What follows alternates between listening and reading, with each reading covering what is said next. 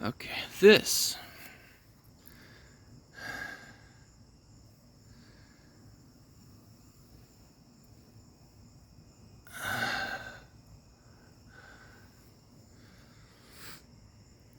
so today is August 4th, 2024.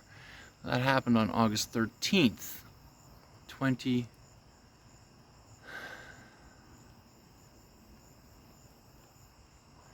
2023, and I had asked, as I was pacing when I realized that I was doing the Red Chronicles, to do a video, and then I got the instructions, so I was just kind of following along what I was doing, and I thought I was going to be doing a bong video, and I thought I've already done one of those, and then I'm glad that I had the physical prompting to point out my leg to start there. So it was actually a guiding my physical feeling despite my thinking. Just guiding my arm despite my thinking, just to demonstrate that ability as well. So not always what I'm thinking, not only my actions are not always going to only what I'm thinking, is what I'm trying to say. My actions are not only going to my thinking, is the shortcut to say that. My actions are going to my thinking and something I can't describe, is another way to say that. And so this thing that's also there with my thinking that I can't describe, is another way to say that, is pulling the whole show of it along. And the fourth guy is just kind of going for a ride, and he's like, as long as I got my weed out and I feel like I feel when I'm stoned, that's probably good enough. So I don't actually need to smoke it, but I do appreciate a puff now and then.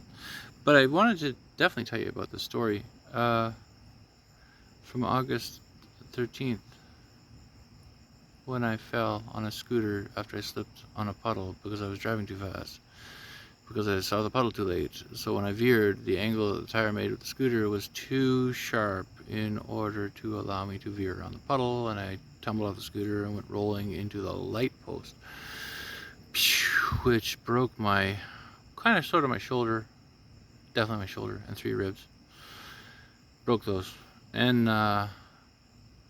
got sandwiched in there pretty good there to the light pole. I joked for a while there, and I said, I was doing just fine until I hit that light pole. It wasn't turned on that day, imagine that. And it was, where they conserving electricity because it was daylight hours. But so I joked and said, if I would have left the light on, maybe I wouldn't have hit the light pole. But it's really my driving habit of being too fast. Which is a reflection, unfortunately, of my thinking ability as being too quickly, which is, unfortunately, the ability to make a stream of red shirt vlog videos, project them into the future as a line of consistency, and say, see? And the whole time, what you're really doing is training people to see through your eyes, so that when they're done watching even one video, they will have an increased understanding of the world and have seen and experienced things that they previously hadn't imagined, and that opens their eyes to greater awareness. And then they start wondering, what are you doing in my environment, without even realizing it, to other things, and it just makes the whole of it become more consistent. So how we're programming each other into consistency, I can't fully describe that one, except that I just did. And then and that maintains then that I have at least 2 personalities with me. See that? That's how I find that there's 2, because there's always a snip. But I got that the snip itself is a snip. I got that it's a snip. I just wasn't sure, because the Matrix said that it was a bad snip. So of course the Miracle said it was a good snip. It was a miracle. Miracle is a collapse of the need of time to reach a goal. So being lit up is the analogy to that one.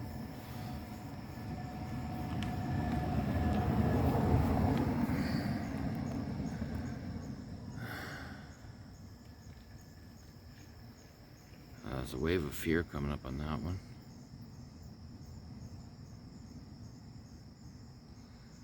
Well, I mean, it can't be any worse than the chattering teeth that I had the other night, and that was like all night and sweating and like drenching the towel. So whatever wave of fear it is, bring it on, because I'm pretty sure I've beaten it. So so resting that one assured. That's good. Okay, yeah. You know we're fine. It's totally fine. Everything's fine. We're all okay. Green light. Button. Go ahead. Go. So, helicopter sound. Consistency check. Referential delusions. Seems like it, but I am really hearing a helicopter right now. So, a helicopter is also, for me, symbolic of a supply bird, a thing that drops supplies. So it's a good sign. And one taken off is, well, helicopters don't usually take off with empty supplies, do they? I mean, they're either picking up a payload. Oh, well, I guess they could be an empty going there. But would they be empty going there? Would they take something? Somebody would find a way to take something over to somewhere. Wherever they need to take a payload out of, somebody would be definitely trying to smuggle something in. So,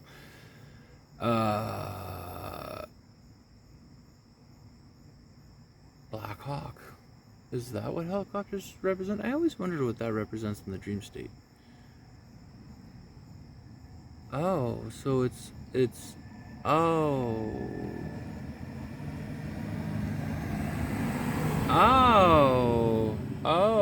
Okay, so okay. Oh, so this is how I'm learning things. Picture associations, imagine that.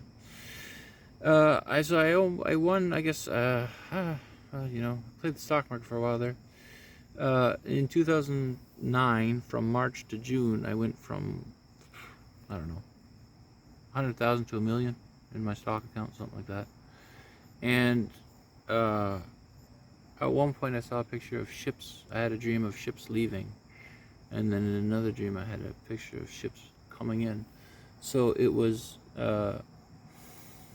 sending out a hopeful message that is an expected return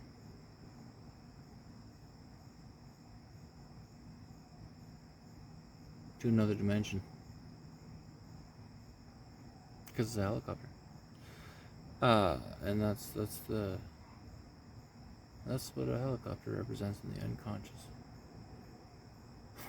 My tie to the other dimension. I always thought it was a telephone. You know, you get a message over the telephone, something like that. That was my concept of the higher self. Oh, now I got it. Oh, and I was trying to figure out how the dreams worked. Oh, so the key principal players of the dreams were, there was the helicopter pilot, and then there was the telephone operator, and then there was me. No, that's the triad. The triad is always 3 individuals in a sleeping state can identify the sentience of that sleeping state. And so I could never get fully sentient in the unconscious state because I kept misinterpreting what a helicopter was. Oh shit. Oh, well, that explains why I'm not so tired at night now. Oh, well, the body does need to rest, yeah. So we got a few, like 5-6 hours. It's good. The body for, eyes. Let them rehydrate. We used to actually soak our bodies into, like, it's an energy bath. Not sure if it was light or liquid, but the energy makes it feel like both is the correct answer. And it rejuvenated our bodies. And the only other experience that I can mentally associate with that, and this is not the flip personality that you're talking to, is the ability, so I can actually cause shivers on my arm. Maybe it'll work. Let's see.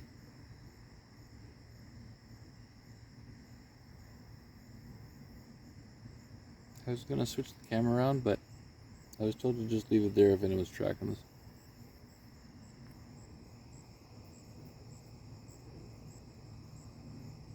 Yeah, see shivers, I feel them. So I call it liquid skin. It's all over my body though, but I can flip the camera around. Maybe you see better that way. Goosebumps, right? Yeah, I can see that. Okay. So I can just induce that. I've just been able to do that my whole life. Apparently there's people that can also do that, so I just didn't think anything special about it. I mean, it's like wiggling your ears. You just kind of learn it, right? Just figure stuff out. I pulled spaghetti through my nose once and out my mouth. I flossed my nose with spaghetti once. you just figure stuff out.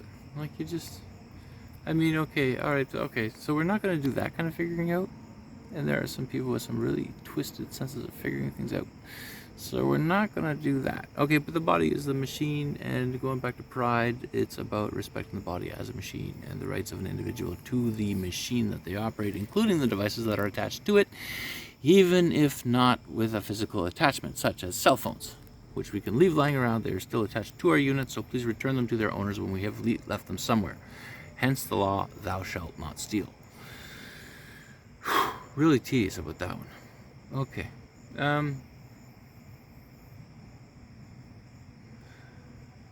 And then,